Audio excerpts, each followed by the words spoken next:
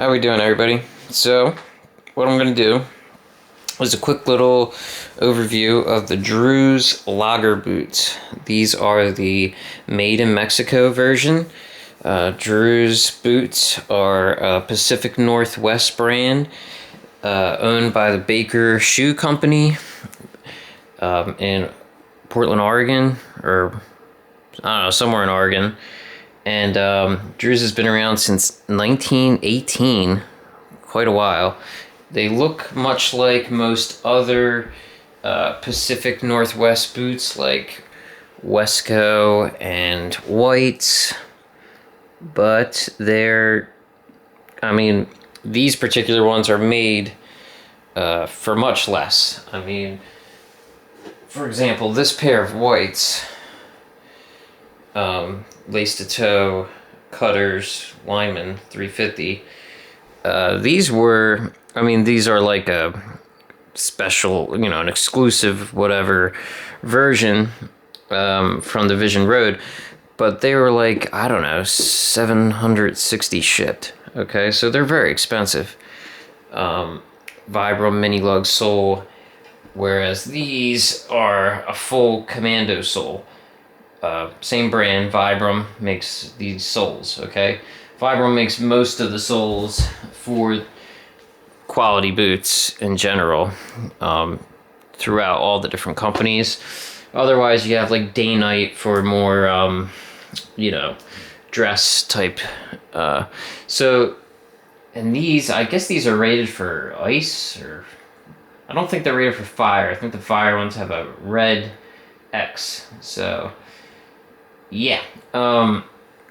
This was like a natural sole that came with it.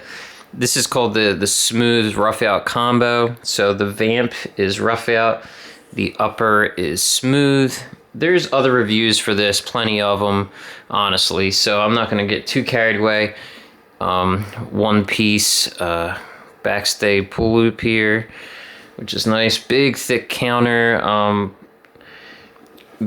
semi structured toe box here.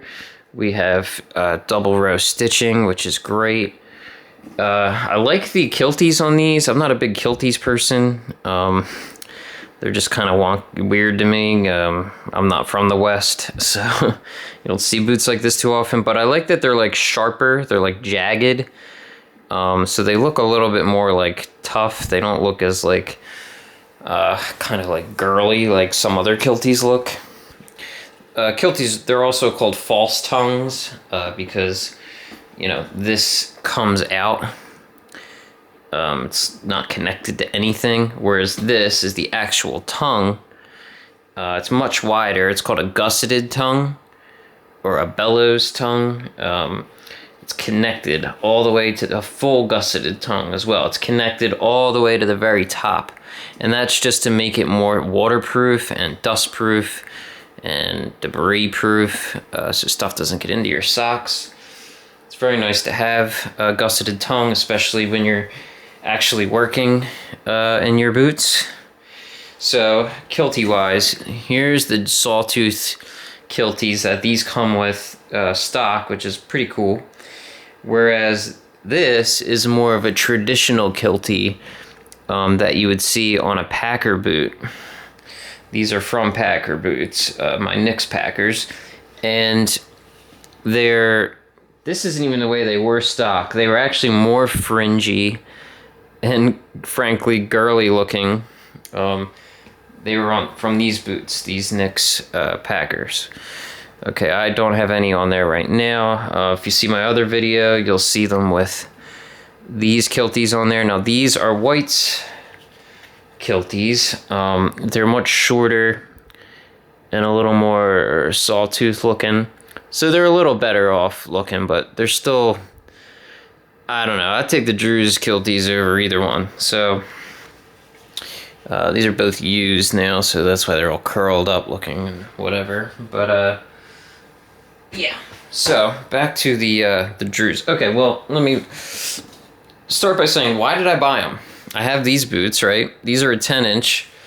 It was a little much for me. I liked the styling of it.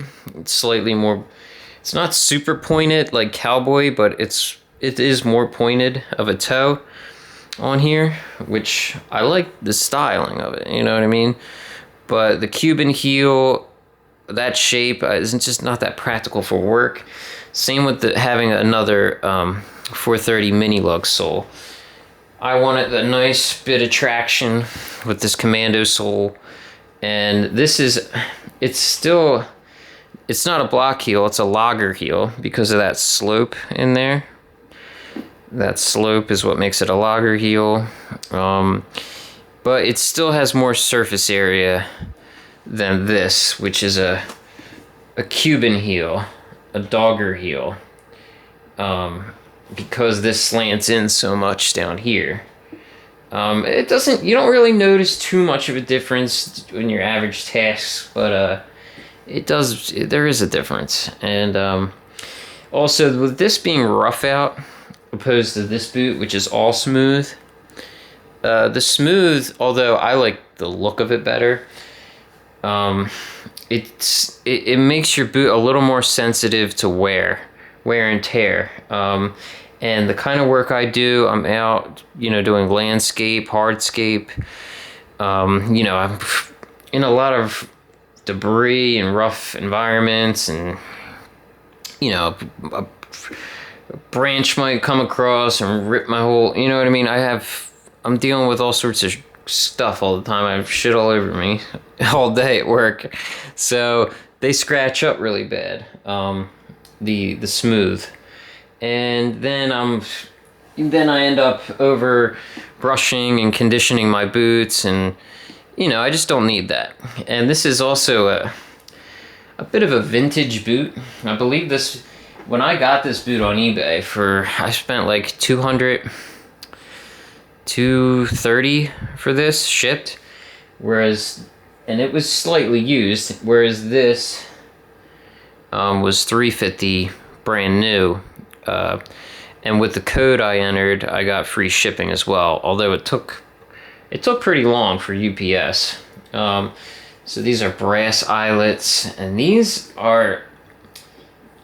look more like antique eyelets. They were listed as brass eyelets, but if you see them in person, they're a little more like tarnished or something. So I don't mind. I like the laces. They're just like White's laces. Whereas these, I mean, maybe they were at one time, but they're almost like yellowed. I don't know if that's just what happened over time, if they're different. But yeah, I mean, this belonged to like a fire chief, and I think he died. I got like some kind of weird note from the seller. I think it was like an eBay auction store or something in New Orleans. And yeah, they belonged to like a fire chief or something. They were they were basically brand new. I mean, I put more wear on these than when I bought them. And when I looked on the date, they were actually made in 2008. So they're pretty old. I mean, doesn't seem like that long ago, I guess, but it was. So yeah, I figured I'd maintain them a little bit. And because they're a Knicks contender, I mean, this is old school Knicks back when I guess Frank still worked there. So Frank may have actually made these boots, which is pretty cool. Or at least, was involved at the time. So that's neat. So I may as well keep them relatively decent looking as like a vintage piece to have. And, working in Packer boots, I mean, this is just way more of a standard rugged work boot, and that's really what I needed. Also, it being an 8-inch instead of a 10-inch, it's just, I don't know, it makes more sense to me. And when it gets hotter out, I'm not gonna want to have a 10-inch black boot. And, I don't know, I just really wanted to get what I thought would be the perfect work boot here, and that's what this is for me. They're both technically the same last, or they're supposed to be. I mean, this is a straight up. This White's boot is a 55 last, and so is this. Only it looks like it's got a steeper arch, but it also has a longer sole. on it, so that has something to do with it, more sole height. But it also looks like it has almost like a double midsole. This midsole is a lot thicker. I could feel that it seems thicker. The other big claim to fame with this is it's not technically a 55 last. It's similar. It's wider than a 55 last. So the next is an 8.5 E. This is am I on the right? The Drew's is an 8D, whereas this white's is also an 8D.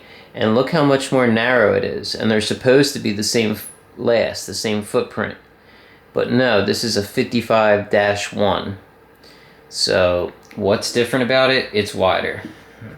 Lengthwise, it's still basically the same. Actually, it might be a little bit longer. But yeah, the main difference is that it's wider, for sure. And because this just about fits me in width, otherwise it's perfect, but they were a little tight when I first got them width-wise, so this ends up being perfect. Normally I'm a 9.5 in regular sneakers, 9.5 to 10. Once in a while I wear a 9 in sneakers, but most boots that are like not PNWs, I'm a 9. And I'm finding out with a lot of American type boots, I'm an 8.5. But whites and apparently Drew's, I'm as low as an 8, which is crazy to me. Let's put it up next to the Knicks Packer, because this is an 8.5 E. So this is a D width and this is an E width. And look, it's still dramatically wider. So how this is actually an E width, I mean, it's not a double E, it's just a single E width, but it's still pretty narrow. So I can't imagine what a D width would be like for this this Packer. So I've seen a lot of things that said, you know, with PNWs, size down but go up a width. Well, I don't think that's true for all of them. It all depends on what your foot shape is like. You know, I have a very skinny, narrow foot, skinny ankles, long toes. You know what I mean? So high arch naturally. So going up a width is not always advised. It all depends on your foot. I imagine a lot of the people that buy these boots are big, burly, friggin' hard labor workers, so they probably have bigger feet overall. But yeah, I didn't need to do that. Let me show you one other thing before we go. Just for the hell of it, when you buy the boots, this is the box that they come in. Okay? This is what it's gonna look like. So there you go, 8D combo. They have them in all smooth, black and brown only, but they have black combo, Roughout smooth, black all smooth, brown all smooth, and the brown combo, which I have right here. They also have this thing called black, I think they have black rowdy and brown rowdy. I'll explain what that is in a minute. They actually sent me a little note, which was nice of them. I thought I would put this up. So they're from Eugene, Oregon. Thought I would put this up if you want to do a little freeze frame. Again, if you want to, hold on. Freeze frame that. And yeah, normally the shipping would be like 20 or 30 bucks. So luckily I just Googled a code and it worked. So I would try that if I were you. Here's what that looks like inside. So also the other thing that's different about this is that the insole is actually like pre-formed to the last. So I conditioned these a number of ways. I put Obanoff's oil all over it. I put a coat of this all over the entire boot. Okay, with that soaked in, mostly paying attention to the rough out areas. Okay, And I gotta lower this freaking aperture. Okay, and after putting that on, the next day, I coated it in what's called Bic 4. Okay, and Bic 4 looks like this. This is good if you don't want to darken your stuff. I don't really care if I darken this because it's for work. But for your more fancy leathers, you want to keep looking the same. That would be ideal. So here's the numbers there. You still can't get a good look down there, can you? Okay, and then after that, so I let that sink in, and it looks a little bit more like wax flesh now.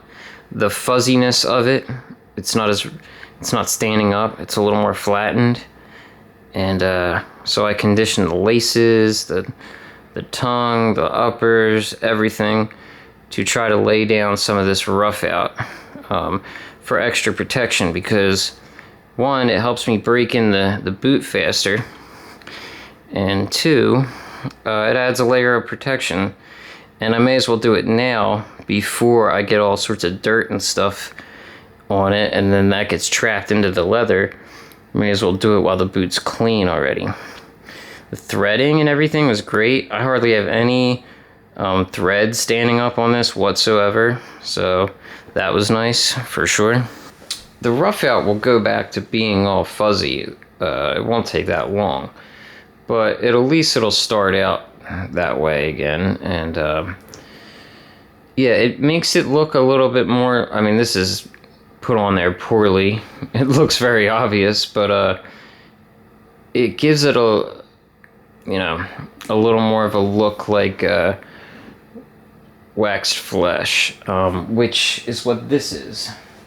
This is the same kind of thing. This is rough out, but it's so soft. I mean, it's been oiled and conditioned and waxed to the point where it's almost as if it's smooth leather. After enough wear, it'll start being more rough and fuzzy, which I don't want. I want to try to keep it looking like this, because that's more of like a casual boot for me. It's not going to be for work. So yeah, and then the last thing I did, see here, you can see it better that it's like flush now with the boot, so it's more smooth. The last thing I did was, I'll tell you what my biggest problem with this entire boot was, right? So I love these kind of leather laces, right? These rawhides. God, they're so friggin' in the way. Take a look at that. See how chewed up that is? I've only had these for like a week. These eyelets, unlike my nicks, which are also speed hooks like this. God, sorry about the focus. These speed hooks are too narrow. There's just not enough of a gap in between them for the size of these laces. And they were really hard to put in there and lace up. It pissed me off. So I hit them with Bic 4. It wasn't enough. What I did was I melted some this polish, shoe polish, kiwi shoe polish, and waxed them. And after the laces were waxed and conditioned, they worked a lot better. So now they find their place a little easier, which is good, because it was driving me crazy. Because my Packers, I've never had a problem. Now, these were used technically, but I don't know if we can somehow get a peek of... I'm sorry, I wasn't prepared for doing any of this, but if you could see how much wider they are. Probably not. You can see this one, you can't see this for shit right now. You can see how narrow they are to the thing. So, yeah, they're harder to find. They're just harder to get in there. But the waxing has helped, and so that's good. Yeah, I mean, when I condition a boot, I hit everything. I hit the whole boot. I get to try to get all the threading was done really well on all these, and it was cut really well. I mean, I mean, it's not a handmade boot technically, right? So this is made in Leon, Mexico. But there's no dings or anything. I mean, it was just pretty much perfect. I received the boot already semi-laced. When you get yours, let me know if it's laced at all in the comments, because something tells me the boots I got were a return.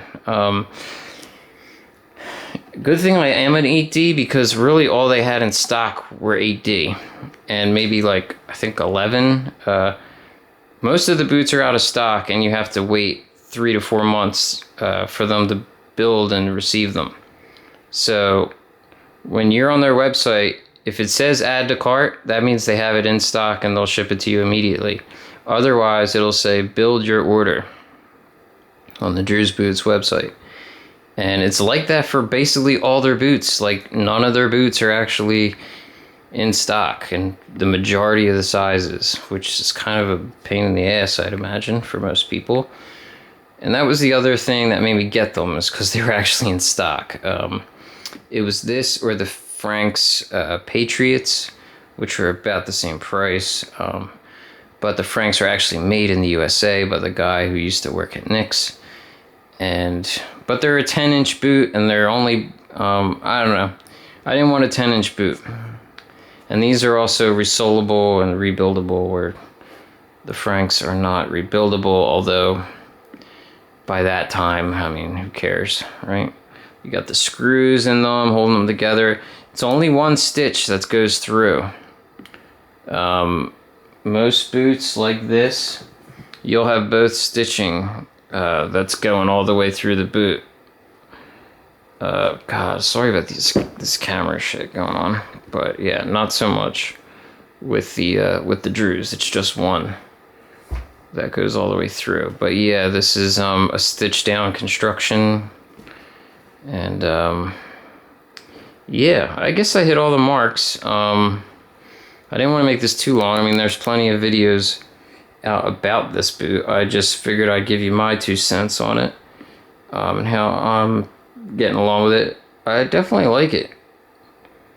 I think it was a good buy. I mean, I didn't want something too friggin' nice. I mean, they are really nice, but I didn't want something that was going to be too flashy that I wouldn't want to mess up. You know what I mean? So these, I feel like I can actually mess them up a little bit for work, just the way it needs to be. Yeah, so you have the one eyelet at the top,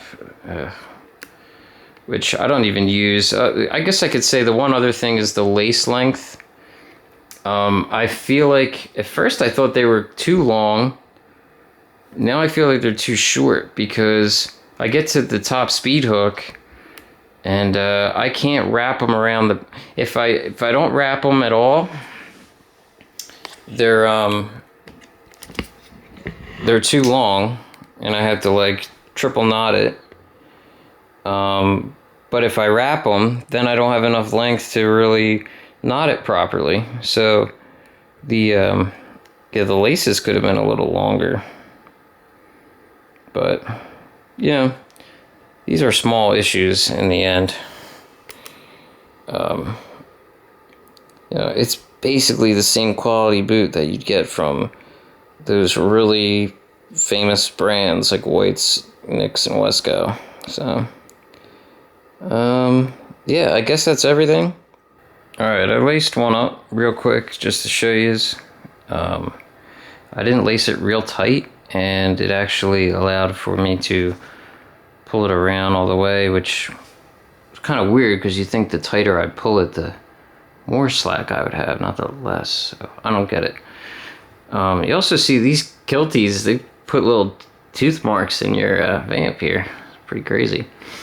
But yeah, made it comfortable. Yeah, anyone considering spending, anything like $250 to $350 on a boot, just get these for real. I know they're made in Mexico, and I generally try to buy USA made, but these are going to be way better than everything else, than like a Red Wing or Thorogood. I mean, it's all natural construction. The entire thing, aside from the rubber sole, is leather.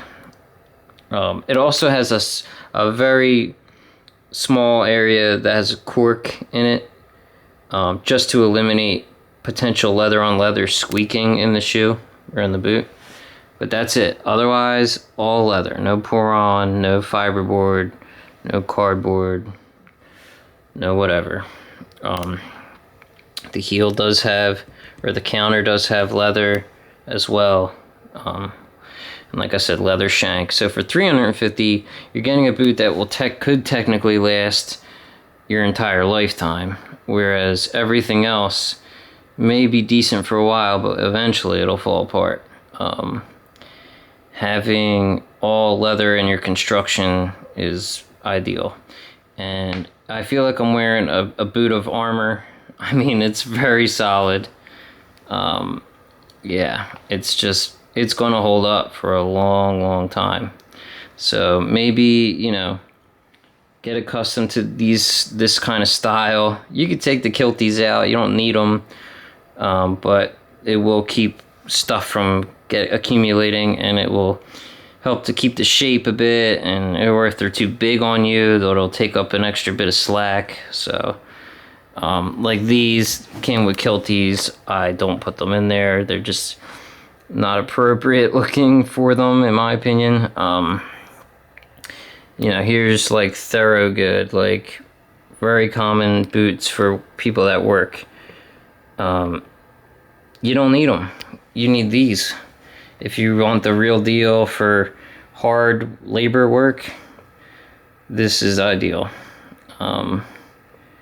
Would I rather wear the Red Wings in the the Thorogood in the summer? A little bit, because they're shorter and thinner leather, but they'll actually end up probably being hotter on your foot because there's synthetic materials in it, and anything that's plastic or synthetic, it will actually cause your foot to sweat more and retain more heat and moisture. Leather is actually more breathable, and your foot won't sweat as bad. Now that I put all this wax on it, it's not as breathable, but I mean, you don't technically have to do that. And eventually those layers of wax and stuff will strip off a bit. So hopefully by the summer, you know what I mean, this will be a little more breathable. But yeah. All right. Deuces.